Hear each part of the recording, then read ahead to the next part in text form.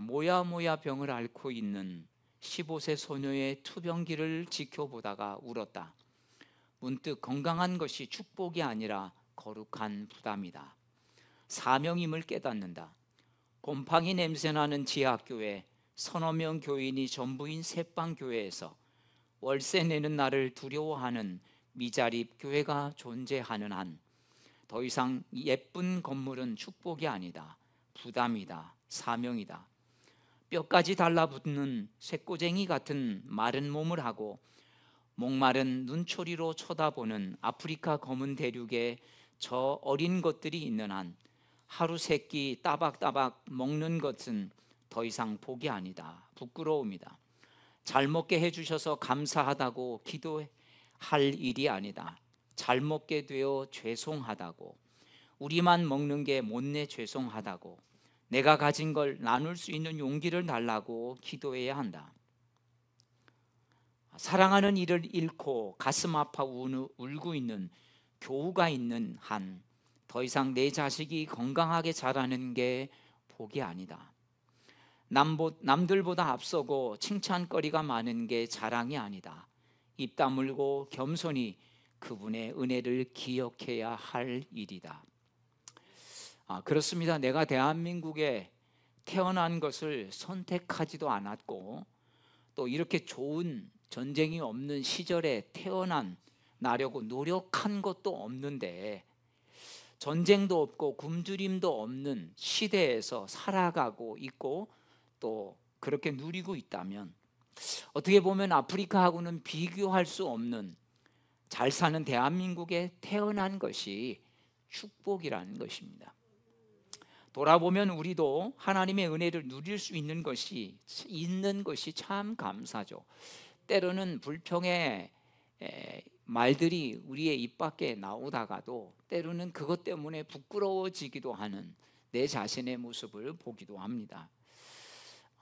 여러분, 돌아보면 우리도 참 하나님께서 많은 것들을 주셨음을 알고 이런 감사를 할 수 있는 우리 모두가 되기를 축복합니다. 여러분, 이런 축복이 여러분의 삶의 사명이 되기를 축복합니다.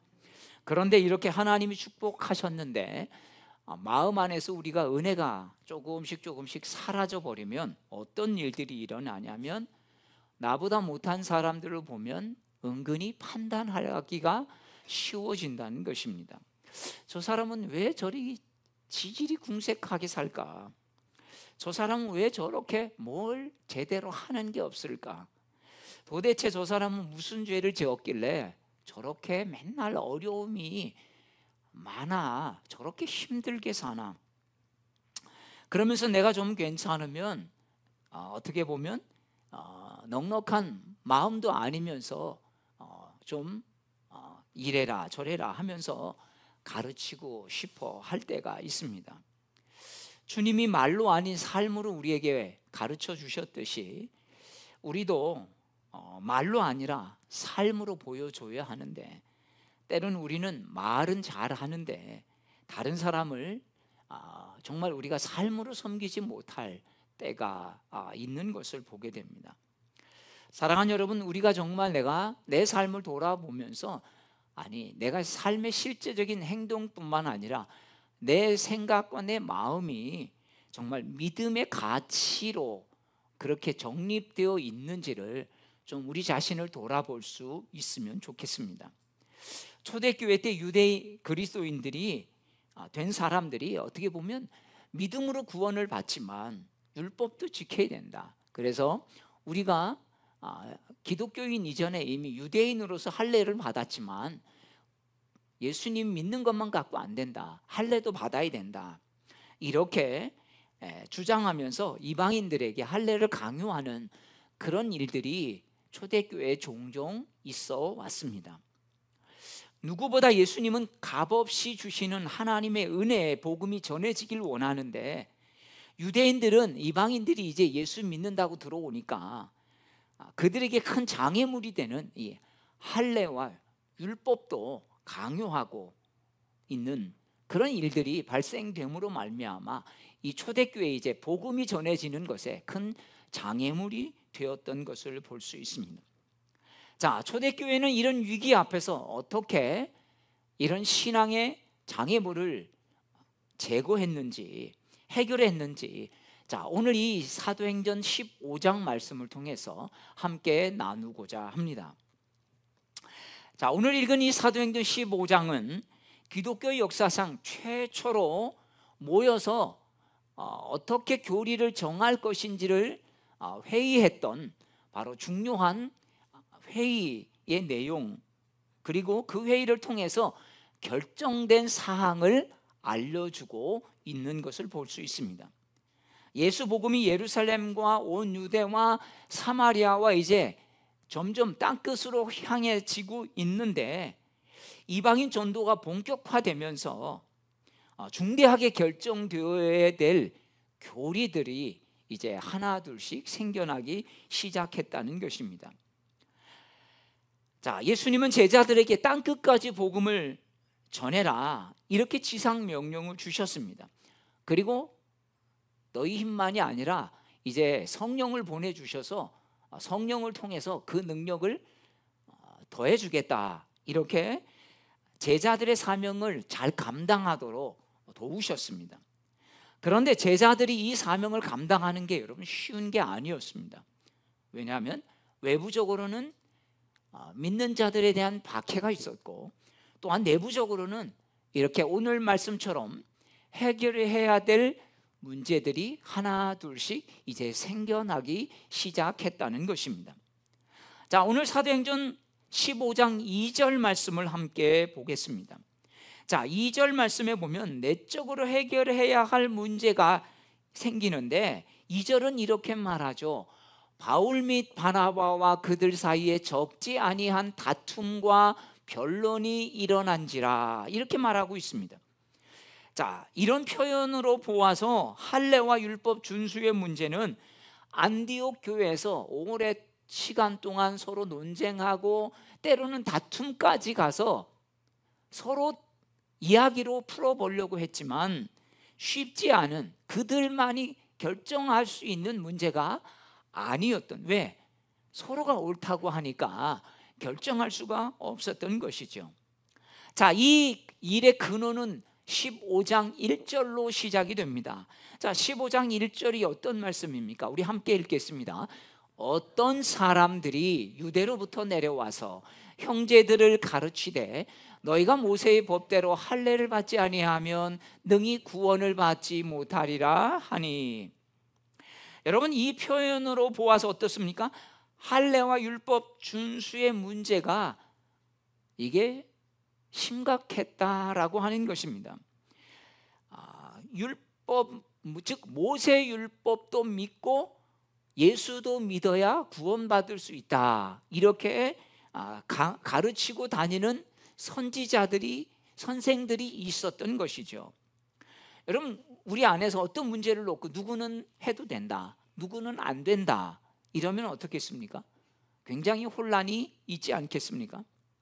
여기서 적지 않은 다툼과 변론이 일어났다는 것은 다른 생각과 다른 입장으로 인해서 오랫동안 논쟁을 벌였지만 이렇다 저렇다 결론을 내릴 수가 없고, 야, 이러다가 진짜 힘겨루기가 일어나겠다, 아니면 진짜 육박전 치고받고 이런 문제, 감정의 문제까지 일어나겠다 할 정도의 여러분 이런 격한 일들이 일어났던 것입니다.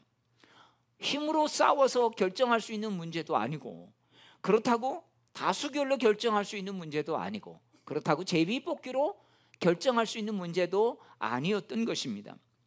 결국 당시 안디옥 교회는 할례와 구원과의 관계에 대한 답을 얻기 위해서 바울과 바나바와 함께 몇 사람을, 즉 모교회인 예루살렘 교회로 보낸 것입니다.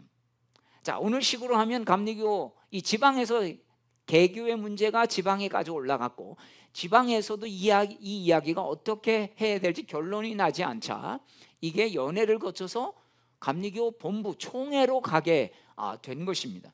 총회에도 여러분 입법 총회라고 하는 게 있습니다. 2년에 한 번씩 입법 총회가 열리는데 바로 그때 이것이 상정이 돼서 결정이 돼야 한다라고 하는 것입니다. 자, 바울과 바나바 일행은 예루살렘으로 그래서 향하게 되었습니다. 예루살렘에 도착해서 교회에서 1차 전도 결과를 보고한 것입니다. 하나님이 자기들과 함께 계셔서 행하신 모든 일을 상세히 보고하면서, 자, 그러나 문제가 있습니다. 어떤 전도하다 보니까 자, 이런 일들이 일어났는데, 특별히 예수 믿으면 구원받는다고 우리는 전했는데 예수 믿는 것만 갖고 구원받지 못한다, 할례도 받아야 된다, 율법도 준수해야 된다, 이런 사람들이 있는데 이거 어떻게 해결해야 하겠습니까? 오늘 딱 들으면 여러분, 우리가 그거 없이 예수 믿으면 구원받아, 여러분, 이 구원의 교리가 분명했지만 초대교회 때는 그러지 못했다는 것입니다. 왜냐하면 유대인 그리스도인들이 바로 자기가 전부터 믿고 있었던 유대교를 바탕으로 해서 예수님을 받아들였기 때문에 늘 몸에 아예 배어있는 이 할례 문제, 또 율법 준수의 문제, 이것들을 놓쳐버리기가 어려웠던 것이죠. 자, 이에 예루살렘 공회에 있던 사도 베드로가 회의를 시작하면서 일어나서 이렇게 말합니다. 자, 이 내용을 오늘 우리가 같이 읽었는데 이런 내용입니다. 하나님이 이방인들로 내 입에서 복음의 말씀을 들어 믿게 하시려고 오래전부터 택하셨습니다. 우리 마음을 아시는 하나님이 우리에게와 같이 그들에게도 성령을 주어서 증언하시고 믿음으로 마음을 깨끗이 하사 그들이나 우리나 유대인이나 이방인이나 차별을 없게 하셨습니다. 그런데 지금 와서 왜 하나님을 시험해서 우리 조상도 능히 매지 못한 이 율법의 문제를, 율법의 멍에를 매게 하려고 하십니까? 우리는 이방인들이 우리와 동일하게 예수 그리스도의 은혜로 구원받는 줄 우리가 믿고 있지 않습니까? 이렇게 말한 것입니다. 이어서 자, 예루살렘 교회의 최고의 우두머리였던 야고보가 있습니다. 이 야고보는 예수님의 제자 야고보가 아니라 바로 예수님의 동생 야고보인 것입니다. 이 야고보는 아모스 9장에 있는 말씀을 인용해서, 자, 하나님께서 이방인들로 주님을 찾게 하신다는 구약 선지자의 예언을 인용해서 이방인 고넬료를 통해서 이미 여기서 시몬이라고 하는 말이 나오는데 여기는 시몬 베드로를 말합니다. 자, 이미 시몬을 통해서 그 일을 이루게 되지 않았느냐, 앞으로도 이방인들이 지속적으로 주님을 찾게 될 것이다. 자, 그러면서 이제 이 할례 문제, 율법의 문제는 우리는 그들에게 짐을 지울 수 없다. 자, 그러면 어떻게 할 거냐? 자, 그래서 우리가 그리스도인의 정체성을 갖기 위해서 그러면 4가지만 우리가 지키게 하자. 그래서 이 4가지를 정하게 됩니다. 자, 19절과 20절 말씀을 우리 같이 읽도록 하겠습니다. 19절 20절입니다. 시작. 그러므로 내 의견에는 이방인 중에서 하나님께로 돌아오는 자들을 괴롭게 하지 말고 다만 우상의 더러운 것과 음행과 목매어 죽인 것과 피를 멀리하라고 편지하는 것이 옳으니. 자, 여기서 4가지로 말하죠. 첫째는 뭡니까? 우상의 더러운 것. 자, 두 번째는 음행. 첫 번째, 두 번째는 이게 어떻게 보면 그 가장 본질적인 신앙과 연결되어 있죠. 우상 숭배와 연결되어 있습니다. 자, 그리고 목매어 죽인 것과 피를 멀리하는 것. 이것은 어떻게 보면 약간 율법적인 부분이 있습니다. 왜냐하면 이들이 음식을 할 때 목매어 죽인 그런 짐승은 먹지 않았기 때문이죠. 또 피를 당시에 로마인들, 이방인들은 피를 먹었는데 피를 먹지 않도록 하는 이 4가지만 최소한 지키게 하자, 이렇게 결정을 하게 됩니다. 야고보가 요구한 이 사항도 어떻게 보면 구원의 조건은 아니었습니다. 자, 구원의 조건이 아닌데 그럼 왜 이 4가지를 이야기했을까요? 이것을 극혐하는, 요즘 말로 하면 아주 극혐이죠.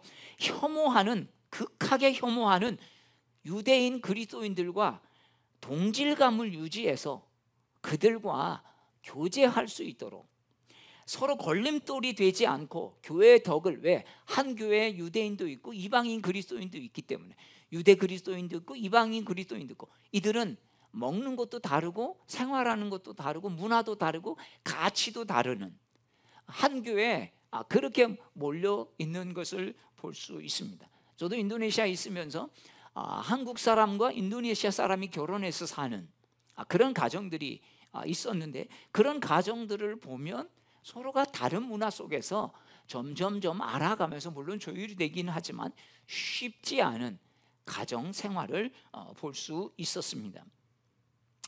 여러분, 유대인과 이방인들의 살아온 환경과 문화 배경이 다르기 때문에 바로 주님 안에서 조화를 이루기 위해서 최소한 서로 이해하고 배려하는 마음이 필요하다는 것, 이것을 공감한 것입니다. 그럼 이 네 가지도 구원의 조건은 해당되지 않는 것이죠. 어떻게 보면 서로가 우리가 존중해 주기 위해서 서로를 배려하는 마음에서 이방인들도 이 네 가지를 지키고, 또 유대인들도 할례나 다른 어떤 613가지의 율법 조항들을 다 지키도록 강요하지 말고 이 네 가지만 지키도록 하자라고 결정했던 것입니다. 여러분, 오늘날 교회는 어떻습니까? 참 교회 내에도 다양한 사람들이 있지 않습니까? 남녀가 있고 또한 나이가 다양한 사람들이 있습니다. 성별이 다를 뿐만 아니라 여러분, 세대가 다르다는 것. 여러분, 교회에서 지금 제일 사실은 문제가 되는 게요, 한국 교회도 이 세대 간에 너무 이 생각과 또 어떤 관념의 차이가 참 많이 있는 것을 볼 수 있습니다. 나이에 따라서 자라온 배경이, 생각이 너무나 많이 다르다는 것입니다. 부모들을 만나보면 자기 자식들을 이해하기가 쉽지 않다는 거죠. 왜냐하면 자기 세대와 또 조부 세대와 또 자녀 세대가 너무나 다른 시대에 살아왔기 때문이죠. 저는 중진국에, 이제 우리나라가 중진국에 들어가는, 중진국도 아니죠, 거의 후진국에서 중진국으로 들어가는 그때 이제 개발도상국 시대에 태어나고 자랐고요. 더 저희 자녀들은 중진국에서 거의 선진국 지금 태어난 아이들은 어떻습니까? 거의 대한민국이 세계 10대 강국으로 선진국이지 않습니까? 그러니까 이게 서로 생각하는 게 다르고 문화가 다르다라고 하는 것을 볼 수 있습니다. 10년, 20년 전부터 젊은이들이 교회에 많이 남아있지 않는 이유는 바로 장년 세대들이 젊은 세대를 이해하지 못하기 때문에 자꾸 자기식으로 간섭하고 교회 오면 이렇게 해라 저렇게 해라 하는 바람에 교회에 오기 싫어한다는 것입니다.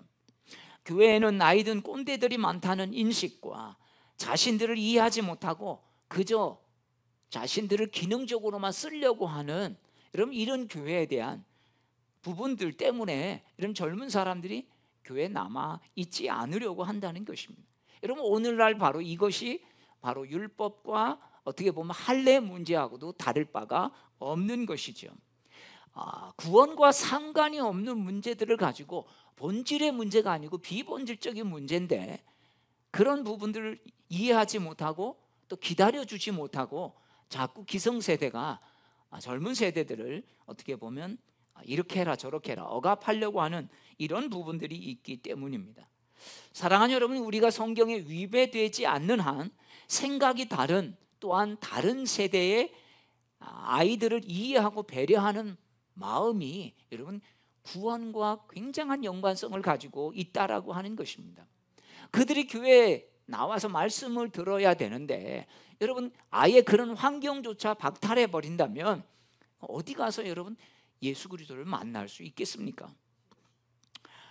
그리고 우리 자신과 말과 행동이 성경에 위배되지 않는다고 할지라도 그것들을 수용할 만한 믿음이 없는데, 여러분 그것을 위해서 우리가 계속 강요한다면 여러분 이런 것들도 바람직하지 못한 부분이 된다는 것입니다. 여러분, 내가 괜찮다고 괜찮은 것입니까? 내가 불편하다고 다 하면 안 되는 것도 아니지 않습니까? 그것을 잘 모르는 세대가 있기 때문에 우리는 기다려주고 그리고 차분히 인내해야 하는 것입니다.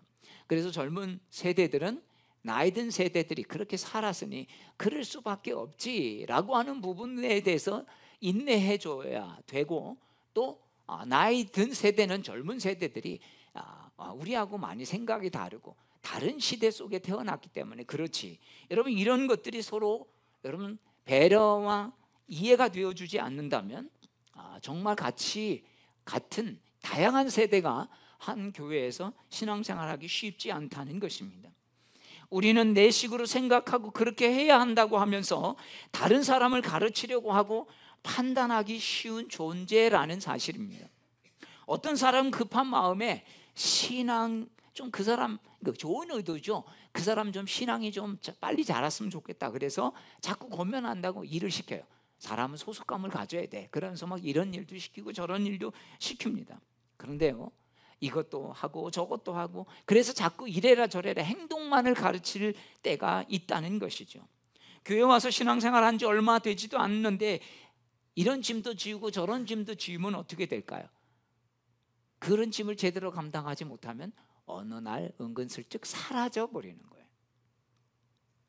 여러분 아직 예수님의 은혜도 모르는데 일만 시키면 그것이 짐이 되고 만다는 것입니다. 예수 믿고 구원받는 것이 여러분 성령의 은혜인 줄로 믿습니다. 그런데 그 구원의 조건에 자꾸 이것도 해야 되고 저것도 해야 되고 그래야 은혜 받고 그래야 뭘 구원받고 이렇게 행위가 들어가면 사도 바울의 말에 빌리면 그거예요. 성령으로 시작했다가 육체로 망하는 것입니다. 왜 그럴까요? 우리는 뭔가 내가 자꾸 해야만 이게 내가 뭔가 했다는 자부심이 생기기 때문입니다. 그래서 이 자부심은 여러분 우리를 어떻게 보면 좀 세워주는 역할도 하지만 여러분 이게 자기의가 되기가 쉽다는 것입니다. 교회에서 내가 이거 했어, 내가 저거 했어 하며 자기 의를 드러내기 시작하면 여러분 교회는 시끄러워질 수밖에 없는 것입니다. 신앙생활 잘못하면 못하는 게 많은 게 율법 종교가 됩니다.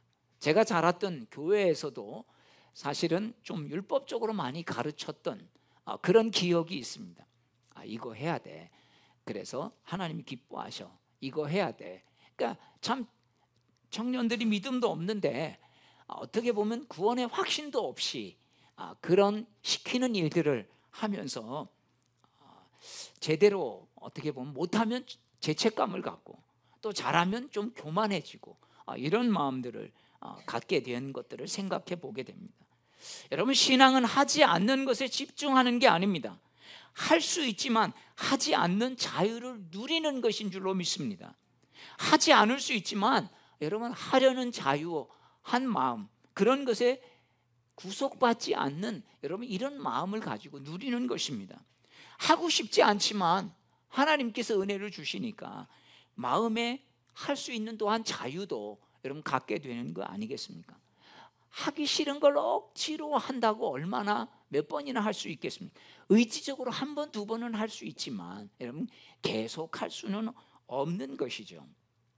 우리가 잘 아는 이 복종이라는 시가 있습니다. 만해 한용운의 시인데요. 물론 이분의 그 절대자는 석가모니지만 여러분 이 절대자에 대한 신앙심을 참 이 복종이라고 하는 시는 잘 표현하고 있는데요.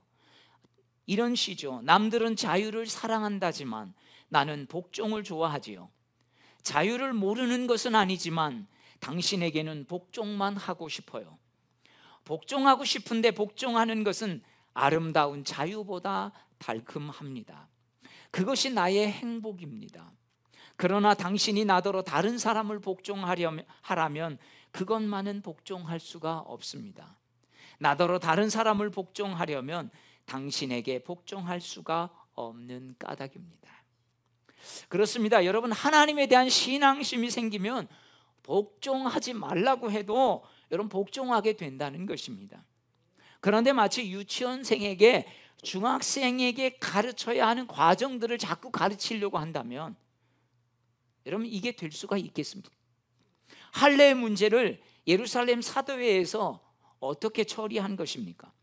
유치원생에게 맞는 것, 초등생에게 맞는 것, 최소한만의 신앙에 가장 중요하게 영향을 주는 것.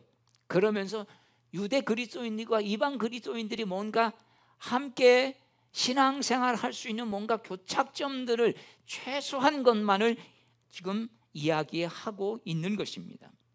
물론 여러분 예수 믿기만 하면 구원을 받죠. 그런데 또 이런 부분에 대해서 어떤 사람은 그럼 난 아무것도 안 해도 막 살아도 구원 받는 거야? 이렇게 잘못 이해해서 그냥 머리로만 구원받고 교리로만 구원받았다는 사람들이 있습니다. 진짜 예수면 여러분, 우리가 구원받기 위해서 하는 게 아니라 구원받았기 때문에 하나님이 기뻐하시는 일을 행하는 거 아니겠습니까? 그것도 자발적으로 하나님을 사랑하면 율법으로 하는 게 아니라 여러분 사랑으로 하게 되어 있습니다. 정말 구원받고 주님이 주시는 기쁨을 알면 하고 싶어지는 거예요. 누가 시키지 않아도 내가 찬양하고 싶어지고, 내가 헌신하고 싶어지고, 내가 봉사하고 싶어지고, 전도하고 싶어지고, 여러분 헌금하고 싶어지고, 여러분 그렇게 되지 않습니까? 십자가의 은혜를 알면 십자가의 멍에도 지는데요, 그 멍에가 가벼워지는 것입니다. 여러분 그렇지 않습니까? 참 부모로서 때로는 감당이 안 되는 무거운 무게의 짐을 그동안 여러분도 아마 지고 살았을 것입니다. 그런데 자녀들을 보면 그 짐이 가볍게 지어지는 것들을 보게 됩니다. 왜? 사랑하기 때문이죠. 여러분 십자가의 고난도 감당하는 것이 여러분 힘겹지 않고 즐거워지는 그런 경험들을 우리가 신앙생활하면서 다 해보지 않습니까? 그래서 아프리카도 가고 중동도 가고 봉사도 가고 헌신도 하는 게 아닙니까? 남들은 주말이면 놀러 가는데 여러분 우리가 예배 올 수 있는 여러분 그 힘이 어디서 오는 것입니까? 바로 주님께 예배하는 것이 내 인생의 그 어떤 것보다 여러분 즐거움이 있기 때문이 아니겠습니까? 자기 생각으로 판단해서 괴롭게 하고 가르치고 강요하다가 하나님께 돌아오는 자들을 괴롭게 한다라고 오늘 말씀하고 있습니다. 사랑하는 여러분, 우리가 교회 안에서도 정말 하나님께 돌아오려고 하는 사람들을 여러분 우리가 걸림돌이 되지 말아야 할 것입니다. 중요한 신앙의 원리 모르면요, 내가 이래라 저래라 하지 말고 여러분 영적 지도자에게 물어야 합니다. 혹시 우리 주변에 좀 부족하다고 여겨지는 사람들이 내 주변에 있습니까?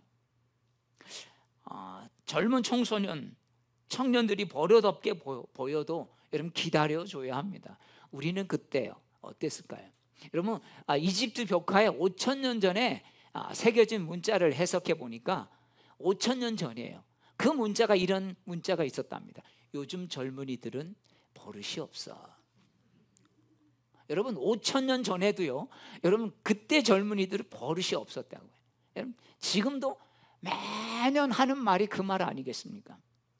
그러면 어떻습니까? 우리도 젊었을 때 동일하게 버릇이 없이 우리 윗세대에게 저 버릇 없는 놈, 예의가 없는, 이렇게 여러분 보이고 살았다라는 것입니다.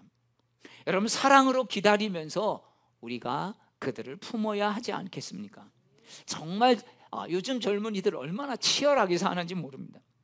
세상에서 까무러칠 정도로 힘든 시간, 삶을 살아가고 있는 젊은이들이 참 많습니다. 불안과 좌절을 안고 살아가는 여러분 그런 세대 아닙니까?